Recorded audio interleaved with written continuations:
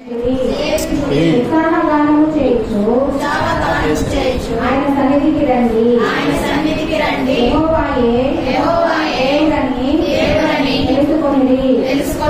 ఆయనే మనలను పుట్టించెను, మనము ఆయన వారము, మనము ఆయన ప్రజలము, ఆయన మేపు గొర్రెలము. కృతజ్ఞతార్పణలు చెల్లించుచు ఆయన గుమ్మములో ప్రవేశించుడి, కీర్తనలు పాడుచు ఆయన ఆవరణములలో ప్రవేశించుడి,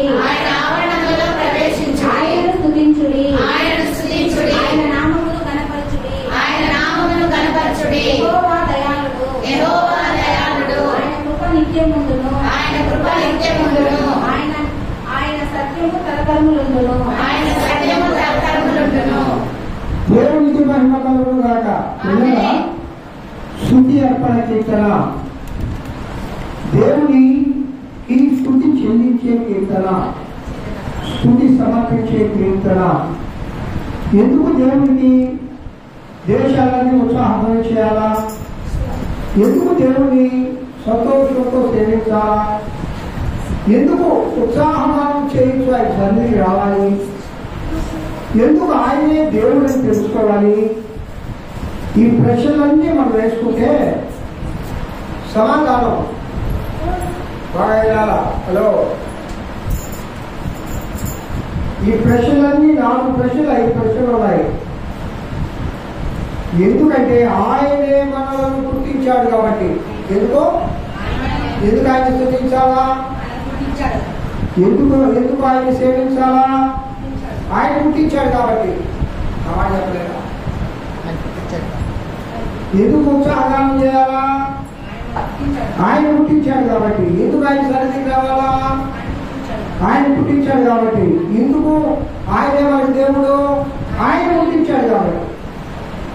ఆయన పుట్టించాడు కాబట్టి ఆయన సన్నిధికి రావాలి, ఆయన స్తుతించాలి, ఆయన ఆరాధించాలి, ఆయన్ని మహిమపరచాలి, ఉత్సాహగానం చేస్తా. ఎట్లాగన్నా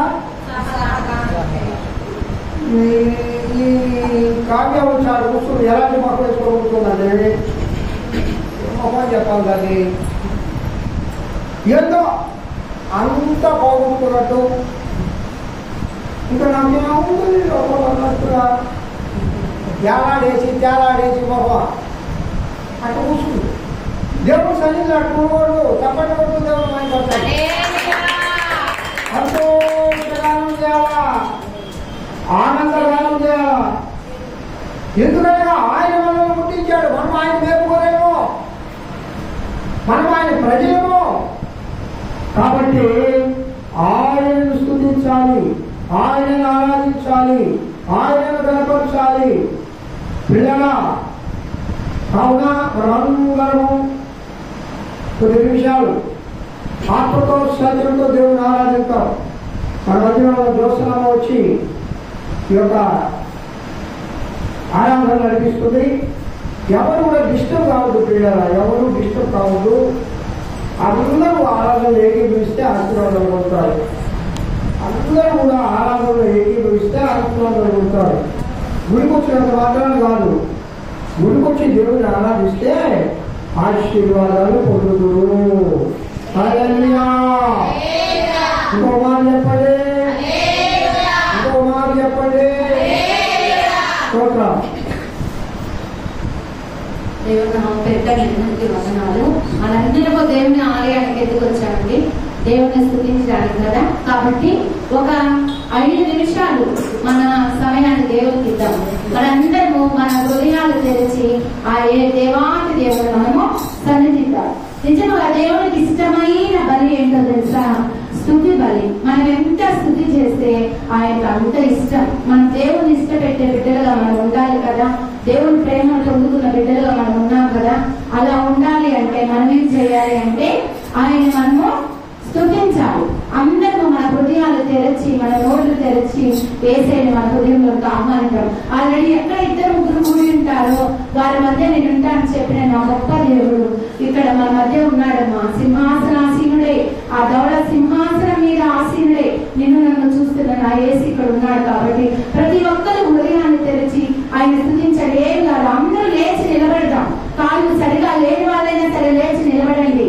5 నిమిషాలు దేవుని సన్నిధిలో లేచి నిలబడితే మన జీవితాంతం దేవుడు మన కాళ్ళకు శక్తినిస్తాడు. నడవడానికి ఆయన కాళ్ళకు శక్తినిస్తాడు. ఎవరు కూర్చోవద్దు. మన ఇంట్లో పనులు చేసుకోవట్లేదా నిలబడి, మన ఇంట్లో మన ఉద్యోగాలు చేసుకోవట్లేదా, దేవుని సన్నిధికి వస్తే ఆయన కోసం నిలబడి ఆరాధించి 5 నిమిషాలు కూడా మనం ఎందుకు నిలబడలేకపోతున్నాం? ఆలోచించండి.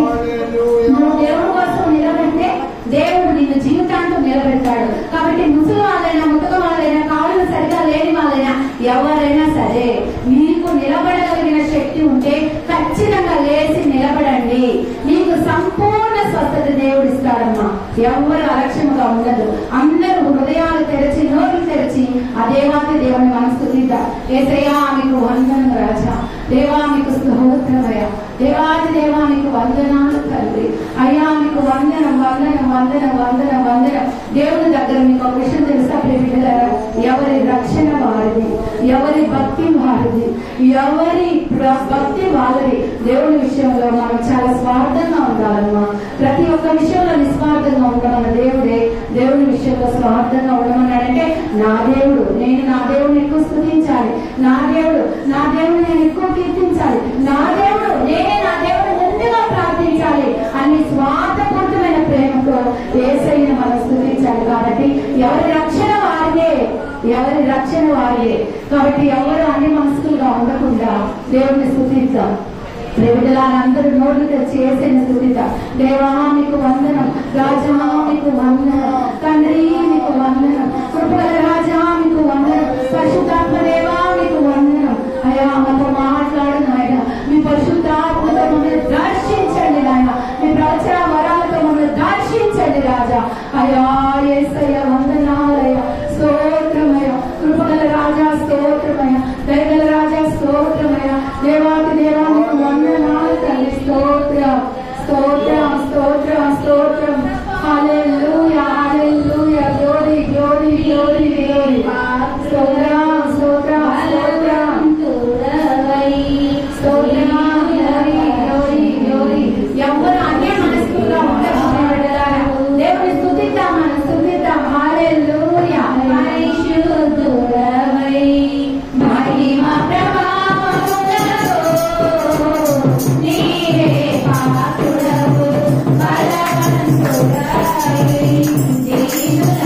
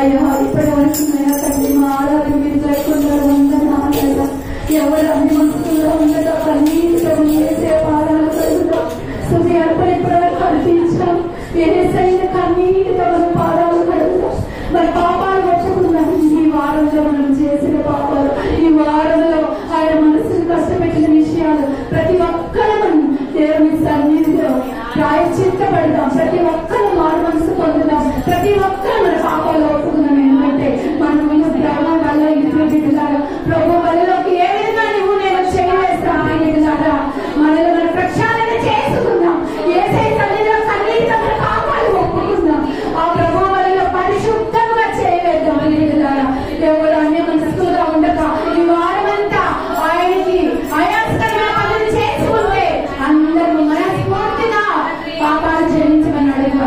దేవానికి వందనాలు అయ్యా, స్తోత్రములైనా అయ్యా, స్తోత్రమయ్యా, స్తోత్రమయ్యా. అయ్యా నాయనా సముద్రం ప్రతి ఒక్క బిడ్డ ఇప్పటి వరకు నాయనా తండ్రి మిమ్మల్ని యేసయ్యా నాయనా సులువుగా స్తుతించారు నాయనా తండ్రి. అయ్యా పాపాలను ఒప్పుకొనగలైనా ఏ బిడ్డ అయితే పాపాలు ఒప్పుకుందనైనా తండ్రి, ఏ బిడ్డ అయితే కన్నీటితో నాయనా మీ పాదాలు కడిగిందో, ఏ బిడ్డ అయితే నాయనా తండ్రి మౌనముగా ఉందో నాయనా తండ్రి, ఆ బిడ్డల యొక్క బాధలు తీర్చండి నాయనా, పాపాలను కడగండి నాయనా, నా పాపాలను మా పాపాలను మీరు కడగండి నాయనా, పరిశుద్ధమైన జీవితంతో జీవించినైనా మీ ప్రభు పనిలో చేయవేసేనైనా అర్హతను నాకు నా సమయంలో ప్రతి బిడ్డను దయచేయండి అయినా తండ్రి. మీకే వందనాలు తండ్రి, స్తోత్రాలు తండ్రి. అయ్యా ఇప్పటి వరకు నాయనా తండ్రి యేసయ్యా మా స్థుతుల మీద ఆశీనుడైంది నాయనా, మా పాపాలు క్షమించినైనా మమ్మల్ని ఆశీర్వదించడానికి వచ్చిన నా గొప్ప దేవ మీకే స్థుతులు స్తోత్రాలు చెల్లించుకుంటున్నాయన. మేము ఒప్పుకున్న పాపాలన్నిటినీ క్షమించినైనా తండ్రి, మీ రక్త ప్రోక్షించనైనా తండ్రి, మాకు రక్షణ దయచేస్తున్నందుకు వందనాలైనా, పరిపూర్ణమైన మనసుతోనైనా మేమందరూ ప్రభు బలలో చేయవేసే భాగ్యాన్ని దయచేయమని అయినా తండ్రి మిమ్మల్ని వేడుకుంటాం. త్వరలో తిరుగురానని వేసి నా అడిగి ప్రతిగాడు వేడుకుంటున్నాను తండ్రి. ఆమేన్. అందరం కూర్చున్నామా? ఆ మైకి నేను ఇచ్చిన మైకి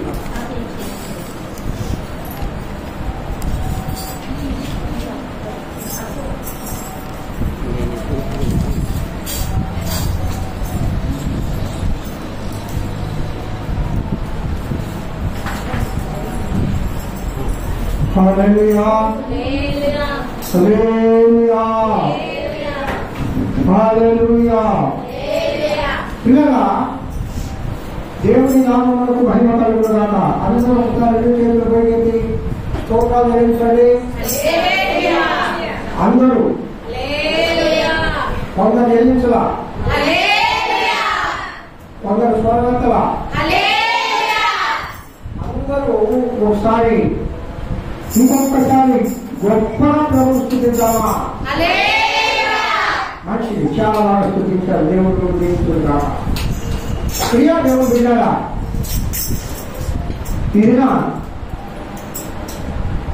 అక్టోబర్ నెల మొదటి వారంలో ప్రభు సన్నిధిలో మనందరం చేరి ఉండడం మనకెంతో ఆశీర్వాదకరం.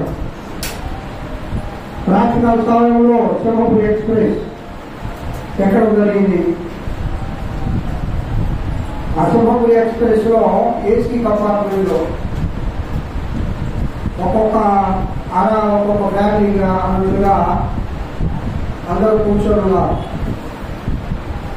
10 గంటకే కలిగింది నైట్ టైం. నాకు నిద్ర పట్టగా దేవుడి వాక్యాన్ని సెల్లో చూస్తూ వింటూ ఉన్నా.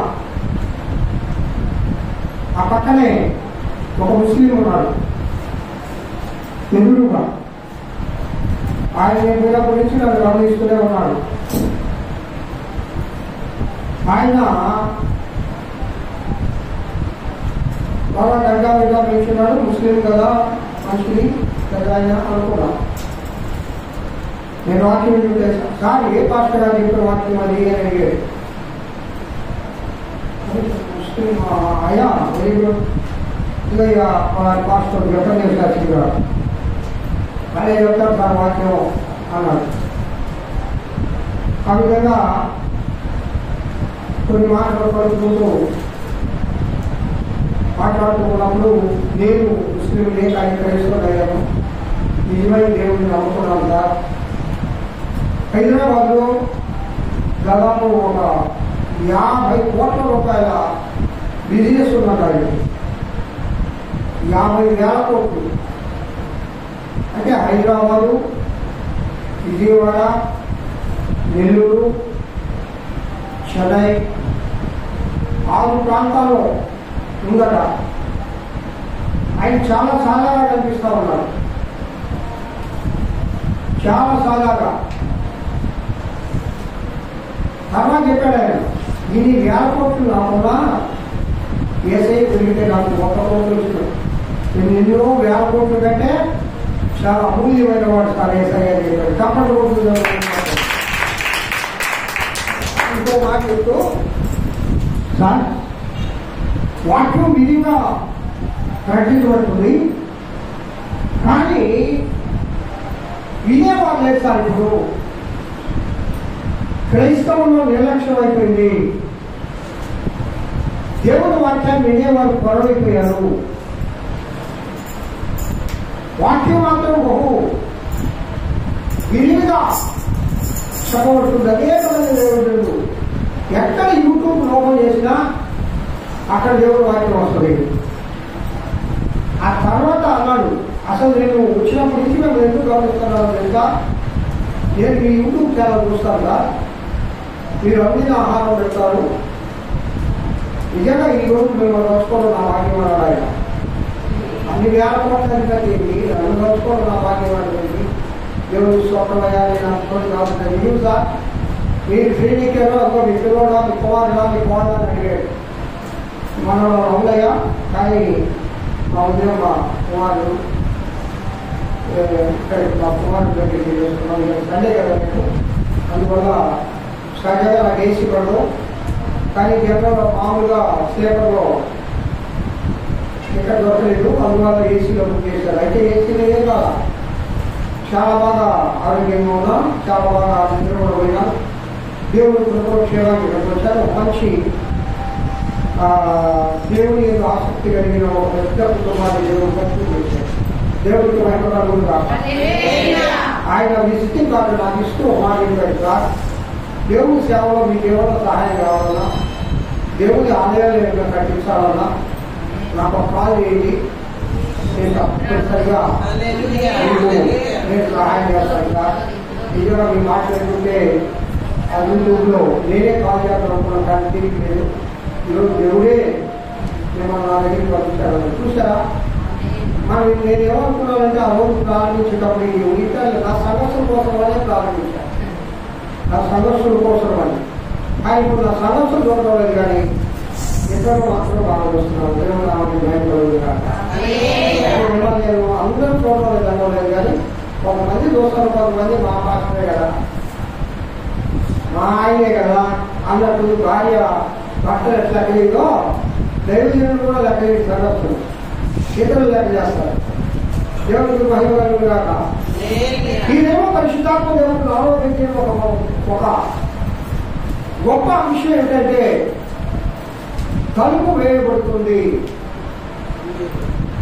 తలుపు వేయబడుతుంది. దేవుని వాక్యానికి కరువు వచ్చే కాలము రాబోతుంది. ఎక్కడ కావాలన్నా దేవుడు దొరకడు, దేవుడు వాక్యం దొరకదు.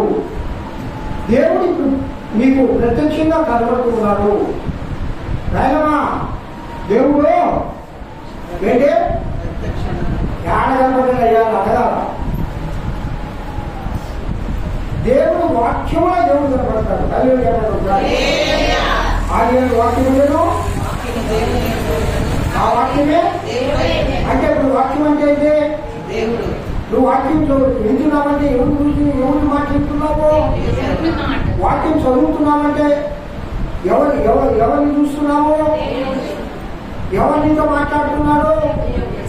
ఇప్పుడు వాక్యం మాట్లాడుతుంది, ఎవరినితో మాట్లాడుతున్నాడు, దేవదాన పాస్టరాలు. ఇది నీకు కనబడదు, ఇది నీకు వినబడదు. తలుపు మూయబడే కాలం వస్తుంది. అదే మీరు చెప్పండి ఒకసారి. పిల్లల నాకు సంఘటన జ్ఞాపకం వస్తుంది. నోహు గారు ఎన్ని సంవత్సరాలు బోట్ చేశారమ్మా? ఎన్ని సంవత్సరాలు చేశారు? 120 సంవత్సరాలు. ఎన్ని సంవత్సరాలు? బాగా ఎన్ని సంవత్సరాలు? ఎంత పెద్ద ఓడ కట్టుకుంటారు, ఎంత పెద్ద ఓడ. ఆ ఓడ ఎవరి కోసం దేవుడు తీసుకున్నాడు? మానవాళి కోసం. ఆ రక్షణ ఓడ మానవాళి కోసం, సర్వజీవుల కోసం. కానీ 120 సంవత్సరాలు చెప్తానే ఉన్నాడు. ఏమని ఏమని చెప్తున్నాడు? జలప్రళయం వస్తుంది, జలప్రళయం అవుతుంది. అప్పటి వరకు వర్షం చూడవాలి. వర్షం అంటే నవ్వుతున్నారు. ఆ మాట దేవుడి గ్రంథంలో రాయబడింది. అంతవరకు చూడని దాన్ని. అయితే అప్పుడు పంటలు ఎక్కడండి? భూమి నుంచి ఆవిరి మంచు. అప్పటి వరకు ఆకాశం కొరవడం చూడలేదు. అదే చెప్పండి. ఇప్పుడు కూడా మేము సువార్త చెప్తా ఉన్నాం. మనందరం సువార్త వింటున్నాం. యేసయ్య ఎట్లా వస్తాడు?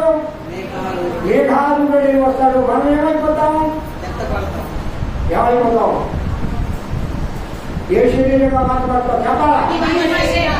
ఎవరు మొదలు చేస్తారు? వాటితో కలిసి ఎక్కడికి పోతాం? ఇది చెప్తా ఉన్నావు కానీ వినోలే. కానీ నమ్మడాలే, వింటున్నారు నమ్మడాలే. ఏం చేస్తున్నాం? అందరూ ప్రజలు వారు వినడం లేదు. కొందరు వినడం లేదు, కొందరు నమ్మడం లేదు. ఎన్ని సంవత్సరాలు చెప్పాడమ్మా ఇక నోహు గారు కూడా?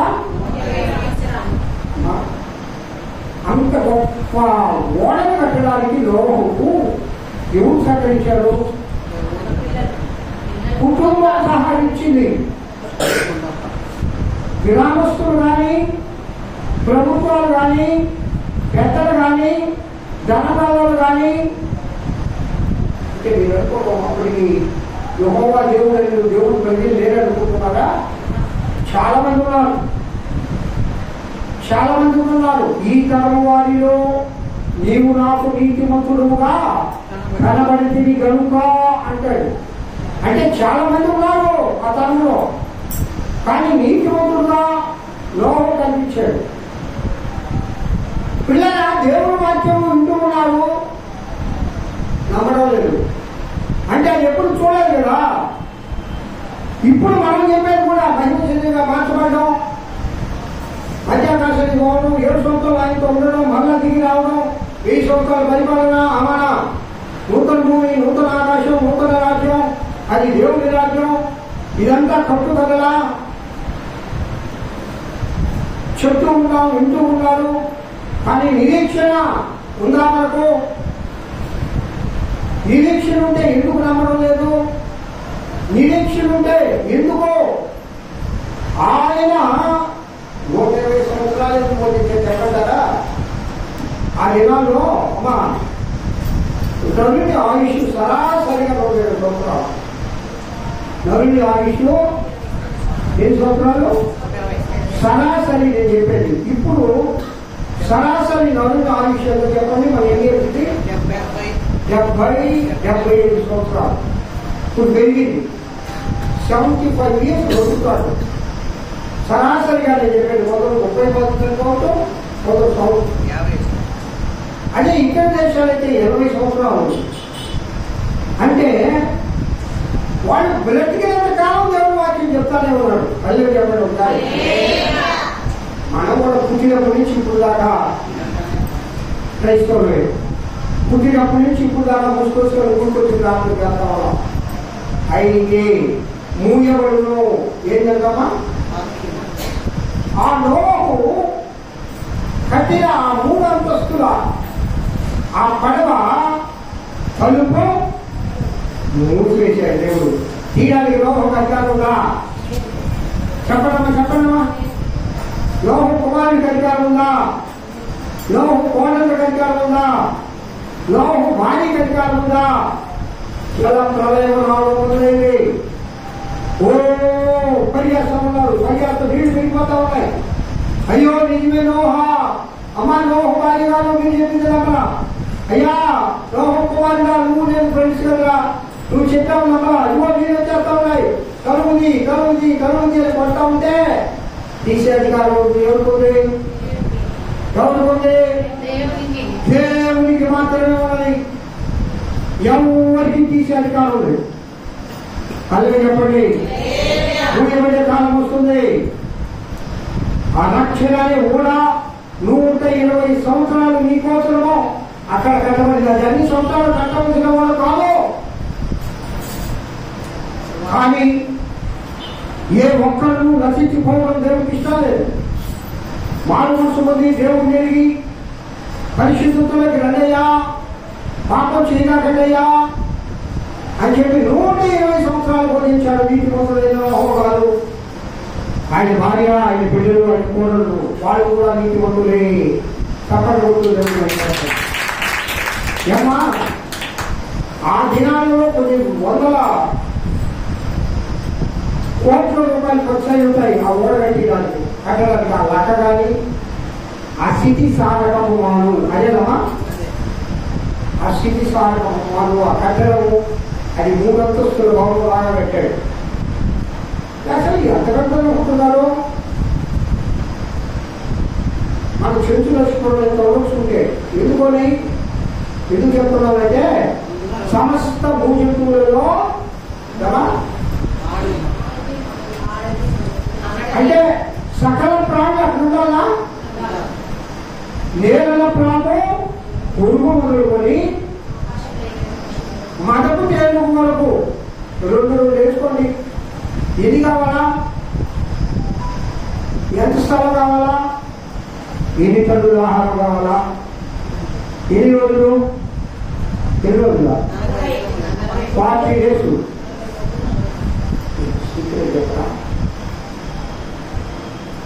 మోషే గారు 40 దినాలు ఉపవాసం సాధించాడు కదా. ఎలా 40 దినాలు ఆహారం తెచ్చుకోవాలి. 40 దినాలు ఆహారం తెచ్చుకుంటా దేవుడు ప్రార్థన చేస్తారు. ఆ మూగ జీవాలకు మాత్రం ఆహారం పెడతారు.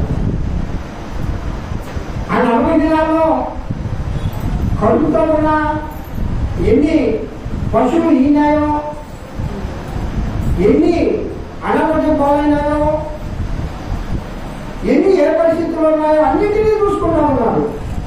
కానీ 40 దినాలు ఉపవాస ప్రార్థన అనేది ఇదే మోషే కంటే ముందా కదా. 40 డేస్ రాత్రి మొదలు ఆహారం ముట్టలేదు, నీళ్లు తాగలేదు, ప్రార్థన చేస్తా ఉన్నారు. ప్రార్థన చేస్తారు. బయటికి తలుపు తెద్దామంటే అధికారంగా చెప్పడమా? మూయబడే కాలం వస్తుంది. ప్రేమిగా జాగ్రత్త, మూయబడే కాలం వస్తుంది. వేసిన తలుపు ఎవరు, నువ్వు తీసిన తలుపులు ఎవరు? ఆ వాక్యాన్ని బట్టి ఆ మాట వచ్చాడు భక్తుడు. పిల్లగా వచ్చి కొడతా ఉన్నారు. ఓపెన్ చేయడానికి మాకు అధికారం లేదయ్యా. ఏం ఓపెన్ చేయదు తెలుసా? కిటికీ మాత్రం ఓపెన్ చేయొచ్చు చెప్తున్నాడు. అయ్యా మోషే గారు, అయ్యా అమ్మా నాయనా, ఇగో నీకు వచ్చేసి నడుము దానికి వచ్చింది, గొంతు దానికి వచ్చింది. అధికారం లేదయ్యా. 120 సంవత్సరాలు నేను చెప్పాను కదా. ఆ తలుపు తీసే అధికారం అవ్వలేదు. మీరు దిగాలా? మీరు తీసుకోవాలండి. అయ్యా రావడం లేదు, నాకు అధికారం లేదు. మళ్ళీ ఆ తలుపు తీయాలా? యెహోవా వారిని జ్ఞాపకం చేసుకొని అంటారు. కలుగుతాయా? 7వ వచనం మొదటి భాగంలో,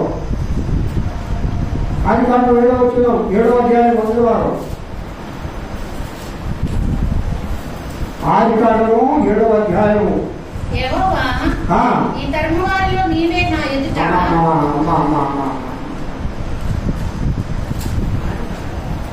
వారిని యెహోవా జ్ఞాపకము చేసుకొని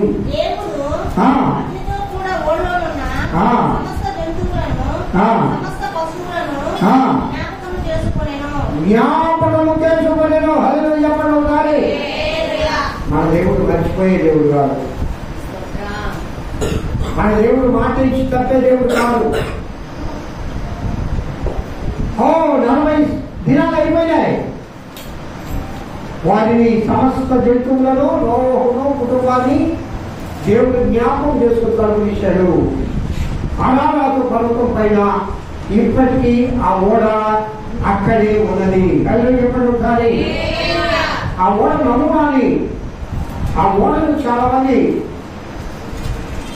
శాస్త్రజ్ఞులు వెళ్ళారు, చూశారు, కొలిశారు, కొత్తలేశారు, బయలు తీసుకున్నారు. ఆనాడు కట్టిన ఓడే అంత ఇసుకతో కప్పబడి ఉంది, ఇసుకలో కూడకపోయింది. ఇది అరాహత భారత పైనే ఉంది.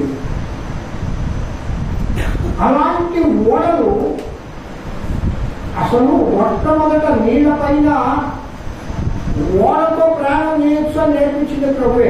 కప్పటి క్షమా అప్పుడు దాకా సముద్రంలో ఓడల పైన కూడా ప్రయాణం చేయలే. ఆ ఓడ ఏ మాత్రం చేయాలా, ఏ కొంతంతో చేయాలా, ఏ విధంగా చేస్తే అది నీటిపైన తేలియాడుతుంది, నీటిపై నువ్వు ప్రయాణం చేయొచ్చో ఈ టెక్నిక్, ఈ టెక్నాలజీ ప్రథమ దేవుడి దగ్గర నుంచి నోహు గారు నేర్చుకున్నాడు. తర్వాత ప్రపంచం నేర్చుకుంది. కళ్ళని చెప్పడం కానీ మన విశాఖపట్నంలో ఒక ఓడ పెట్టారండి. మీరు వెళ్ళి అక్కడ నెల దినాలు విహారయాత్ర చేయొచ్చు. అంతే కానీ లోక సంబంధమైన అన్నీ ఉంటాయి అక్కడ. ఏముంటాయో ఈ భూమిపై ఏమున్నాయో అన్నీ అంతకంటే ఎక్కువ ఉంటాయి.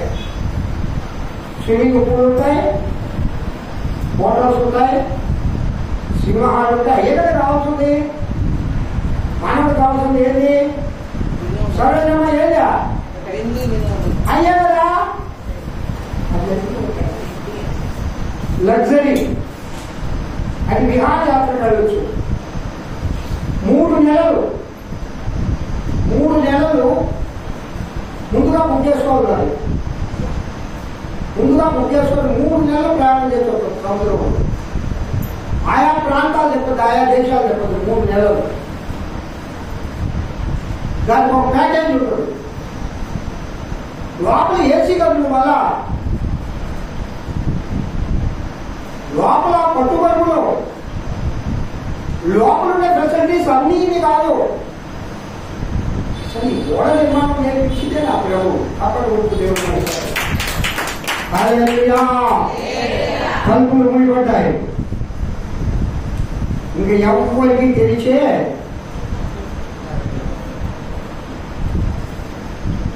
పిల్లల మత్తయి సువార్త 25వ అధ్యాయము,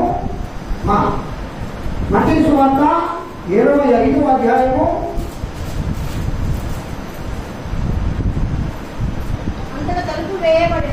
అమ్మా చదువు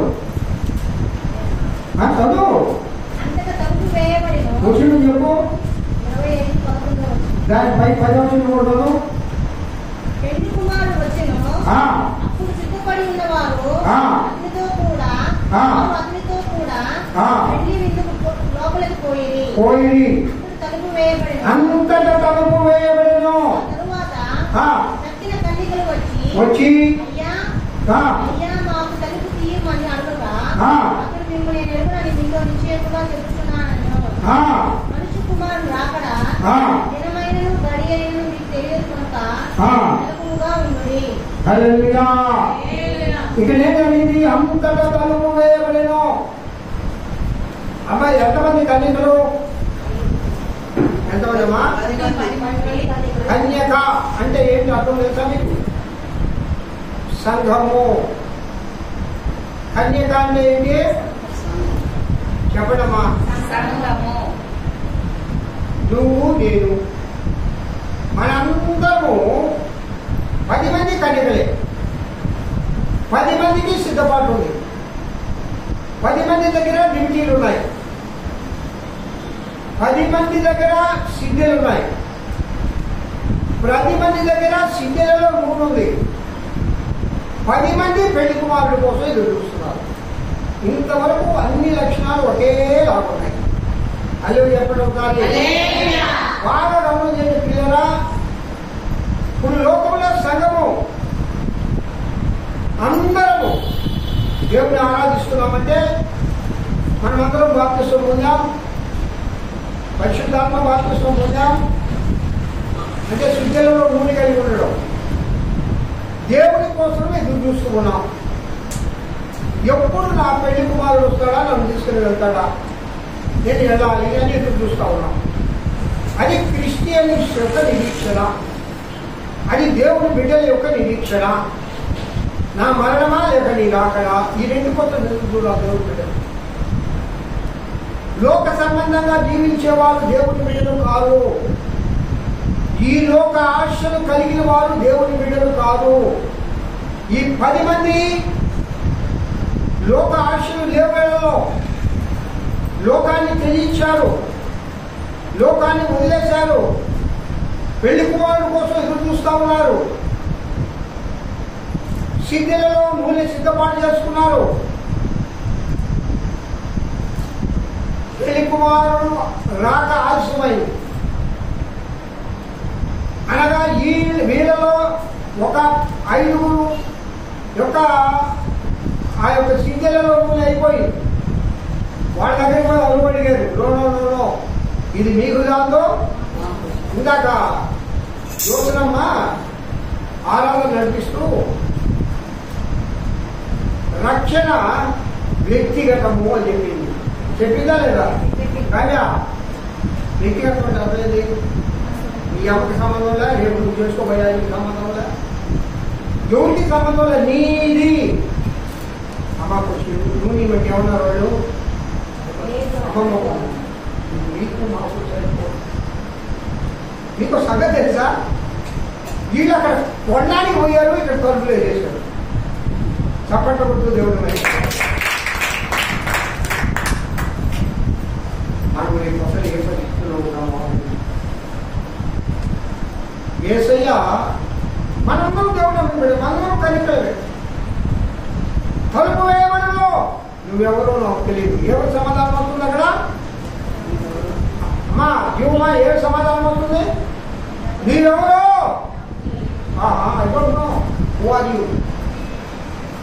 అసలు నువ్వెవరన్నా? ఇదేందయ్యా, నిన్నటి దాకా నీ పాటలు పాడుతునే నెలాంటి వాడు, అమ్మ నీ సేవ చేస్తేనే, ఎక్కడెక్కడికో పోయి దేవుడు వాక్యం చెప్తేనే నువ్వు నాకు తెలుసుకోరా అని చెప్తావేంది? నీ సంఘాన్ని కట్టిస్తేనే కుదరనే కుదరదు, నువ్వెవరో నాకు తెలియదు. నేను ఏం చేసినా అయిపోయింది కొనుక్కుంటున్నా. నిర్లక్ష్యం, నిర్లక్ష్యము, నిర్లక్ష్యము. అందుకే క్రైస్తవులకు ఒక మాట చెప్పాడు. క్రైస్తవులు ఏ విధంగా ఉండాలంట చెప్పండమ్మా?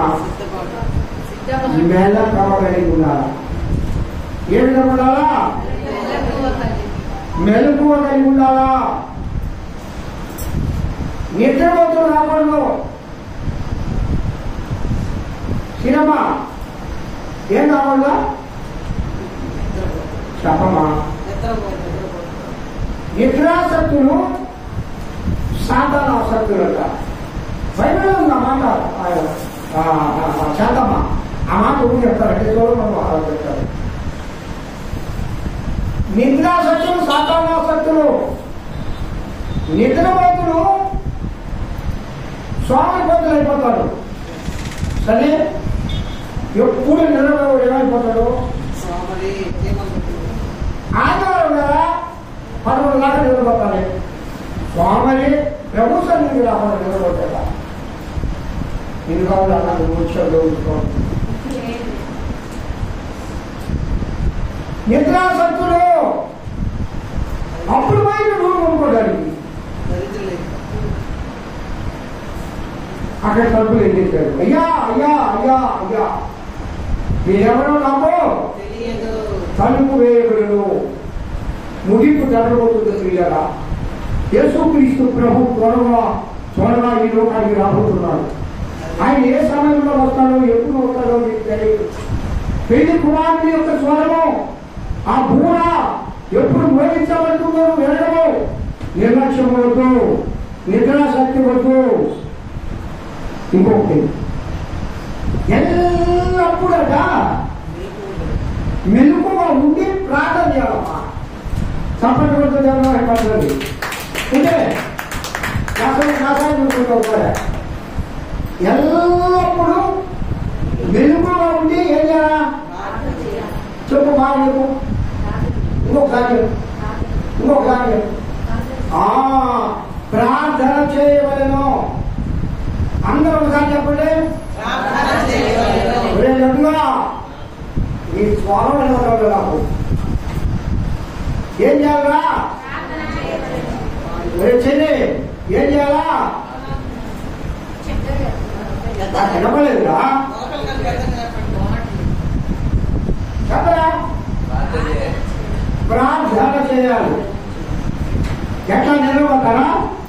కొందరు కళ్ళు మూసుకొని కూడా ప్రార్థన చేస్తారు, నిలబడతా కూడా ప్రార్థన చేస్తారు.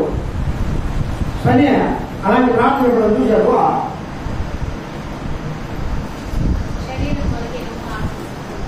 ఏం కాదు, ఏదమ్మా కళ్ళు మూసుకున్నాడు నిద్రపోతాడు దేవుడు కూడా మళ్ళీ ఒడే పాట కదా. నేను కళ్ళు మూసుకొని ధ్యానం చేస్తున్నావు పాట. నువ్వు వచ్చింది ఎందుకో? దేవుడు వాక్యం వినడానికి. ధ్యానం చేసేటప్పుడు చేయి, ప్రార్థన చేసేటప్పుడు చేయి, ఆరాధన చేసేటప్పుడు చేయి, బైబిల్ చేసేటప్పుడు చదువు, పాటలు పాడేటప్పుడు పాడు, చప్పట్లు కొట్టేటప్పుడు కొట్టు. ఇక్కడ పరిశుద్ధాత్మ దేవుడు నిన్ను ఏ విధంగా నడిపిస్తాడో ఆ విధంగా నడవాలి. అలా చెప్పండి ఒకసారి. అలాంటి చోటు నిద్రపోతా దేవుడు వాక్యం పెట్టు, నిద్రపోతానే ప్రార్థన చేస్తాడు. అలా చెప్పండి ఒకసారి. నాకు ఒకసారి ఒక అనుభవం, నాకే తెల్లట్లో ఉన్న 2 గంటలకి నిద్ర పట్టగా ప్రార్థన చేస్తా ఉన్నా. అప్పుడు అప్లోడ్ చేస్తా ఉన్నా, వాక్యం చెప్తా. అసలు ఏం చెప్పానో నాకు తెలియదు. నేను నిద్రపోయినా చెప్తా, నిద్రపోయినమ్మా నిజమని అనుకో. పైకి లేదు, మళ్ళా దాన్ని ఆన్లైన్ చూస్తే ఆ చెప్పిందే చెప్తా ఉన్నా, చెప్పిందే చెప్తా ఉన్నా, చెప్పిందే చెప్తా ఉన్నా. నా అనుభవం చెప్తున్నా, మీకు అనుభవం ఉండే లేవు. నిద్రలో కూడా ప్రార్థన చేస్తున్నావు. ఎవరో ఎక్స్పీరియన్స్ సాఫ్ట్వేర్ చాలా ప్రార్థన పడు, గొప్ప ప్రార్థన పడు, ఎక్కువ ప్రార్థన. ఈ ఎక్స్పీరియన్స్ అవన్నీ దేవుడి దగ్గర రెడీనెస్ ఉండాలా. ఏముండాలా? రెడీనెస్ అంటే సిద్ధపాటు. అన్నీ చెప్పండి, అన్నీ చెప్పండి. ఆయుసమ్మా పోతే లేదమ్మా, వాళ్ళిద్దరూ అన్నీ చెప్పాలి. ఎవరు చెప్పాలంట? చెప్పండి. అల్లయ్య దేవుడు జీవించున్నా. ఎందుకంటే పిల్లరా రెడీనెస్ ఉండాలి. తలుపులు మూయబడే వేళ దగ్గరైపోయింది. అది ఎప్పుడో ఆ కన్యకం తెలియదు. అది ఎప్పుడో ఆ నోహు నివసించిన ఆ ప్రదేశంలో ఉన్న జనానికి తెలియదు. ఆ ఓడ తలుపు మూయడం ఇక్కడ తెలియదు. ఆ బుద్ధి లేని కన్యకలకు తలుపు మూశారు అని కొనుక్కోవచ్చులే. పక్కన కుట్టి కావ్య ఇంకా ఆలోచనని బట్టి ఆయా వాళ్ళు వీళ్ళ ఇల్లు అనుకున్నాం. కుట్టడం జరిగింది. ఆయన అయిపోతుంది, కొనుక్కొస్తుంది. కాసేపు ప్రార్థన చేసుకున్నాం. నువ్వు ప్రార్థన చేసుకునేలా ప్రార్థన చేసుకున్నావా? అరే కాసేపు మోకాలు, కాసేపు వాక్యం చదువుతున్నాం, కాసేపు బైబిల్, కాసేపు ప్రార్థన బాల్యమమ్మా చేసుకునేదా అని ఈ విధంగా మిగతా నలుగురు ఆయన వాళ్ళేగా ఆయన అయిపోతున్నామా? పోయి కొనుక్కొస్తున్నాం. అక్క వాళ్ళు ఇస్తుందా? కానీ వాళ్ళు మనకు ఏం లేదా, వాళ్ళు మనకు నమ్మకం లేదా, వాళ్ళు మన విశ్వాసం లేదు. అంటే అంతలా వాళ్ళ మీద ఆధారపడి లేదు. ఇంకా కోపలు ఉన్నాయి. అంగట్లో స్వర్గం, అంగట్లో ఉంది. కొనగల శక్తి నీకాడు ఉంది. దేవుని ఆత్మ బహు విరివిగా అంత్య జన్మలలో అందరి పైన కులంబరించబడను. మళ్ళీ చెప్పండి, సిద్ధంగా ఉన్నది. తక్కువ రాలేదు. కులపడి కృప ఆకాశమంతా ఎత్తుగా ఉన్నది. కులపడు పొందుటయే నేను చేయాల్సిన పని. కులపడి పొందుటే నువ్వు చేయవలసిన పని. ఎందుకు తలుపు వేయబడుతుంది. సమయం దగ్గర అవుతుంది. యేసయ్య వచ్చే సమయం దగ్గర అవుతుంది. ప్రియ దేవుని బిడ్డలారా, అరక్షణాన్ని ఓడలోకి ప్రవేశించాలి. నువ్వు రక్షింపబడ్డావు మంచిదే, నువ్వు ప్రార్థిస్తున్నావు మంచిదే. రెడీనెస్ లేదు, సిద్ధపాటు లేదు. చాలా ఒత్తిడిలో పొదువుగా ఉన్నావు. ఇంకా సంపూర్ణం కాదా?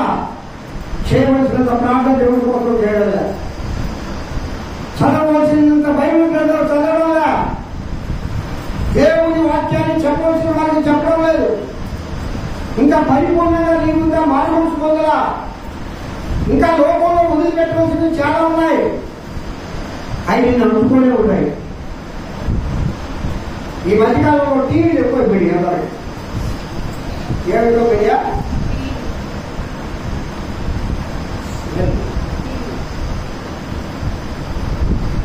సీరియల్ పోయి ఇంకో కొత్త వచ్చిందమ్మా, అది తెలియని వాళ్ళు లేదు. ఎంత న్యూస్, ఎంత మంది ఏం ఇక చూడకపోతే రేపులే నిన్న నిమిషాలు చూడదు కదా. మీకు నిన్న మనం ప్రార్థన పోయిందా? చదవం ఏం చెప్తున్నా, నిన్న ప్రార్థన పోయిందా? నిన్న 2 నిమిషాలు చూడాల. పెట్టు చూద్దాం, ఇంటికి పోయి వెంటనే తెలుసా అది పెట్టు నిమిషాలు చూడాల చెప్తున్నాను. మనకి ఏది సిద్ధపాటు, ఏది రెడీనెస్? నిర్లక్ష్యమా వెనుకుంటూ ఉండి ప్రార్థన చేయండి. అయితే చెప్పండి, తలుపు వేయబడే కాలం దగ్గర ఉంటుంది పిల్లగా. తలుపు వేయబడే కాలం దగ్గర ఉంటుంది. తెలుగు పరిశుద్ధాత్మ దేవుడు బహు దుఃఖంతో ఈ మాటను, ఈ దినము నా నోటలోనే నాతో కూడా మాట్లాడుతున్నారు. ఇంకా నిర్లక్ష్యం, ఇంకా సిద్ధపాటు లేదు, ఇంకా కొడుకులు ఉన్నాయి.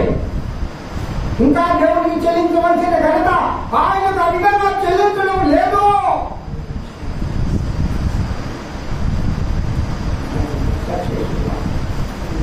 మనలో మనం సరి చేసుకుందాం పిల్లలా.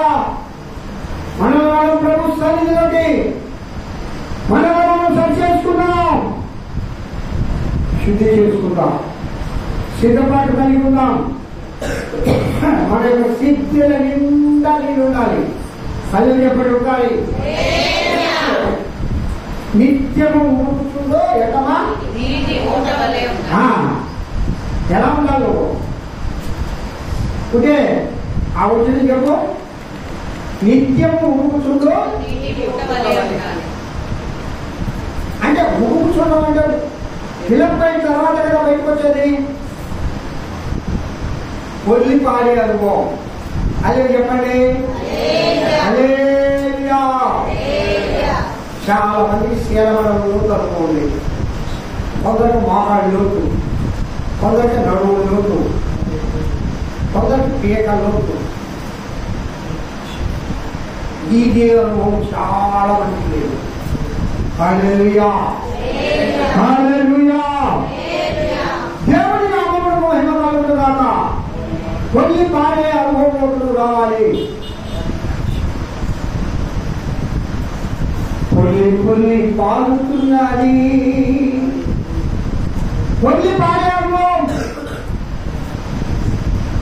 నూతనమైన స్వభావం ధరించుకోవాలి. పాటలు గతించేలా అమ్మా పచ్చంతోనే కదా మాట. ప్రతిరోజు కూడా పాటలు గతించాలా. నూతన స్వభావాన్ని ప్రతిదినం ధరించుకోవాలి. ప్రతిదినము మార్పు చెందుతూ ఉండాలా. ప్రతిదినము మనల్ని మనం శుద్ధి చేసుకుంటూ ఉండాలా. ప్రతిదినము డాలా వేసుకుంటూ ఉండాలా. ప్రతిదినము సిద్ధిలను చెక్ చేసుకుంటూ ఉండాలా. ప్రతిదినము నేను ఆత్మతో నిండి ఉండాలా. ప్రతిదినము ఆత్మతో ప్రార్థన చేయాలా. ప్రతిదినము ఆత్మతో పాటలు పాడాలా. ప్రతిదినము ఆత్మీయతోనే నడిపించాలా.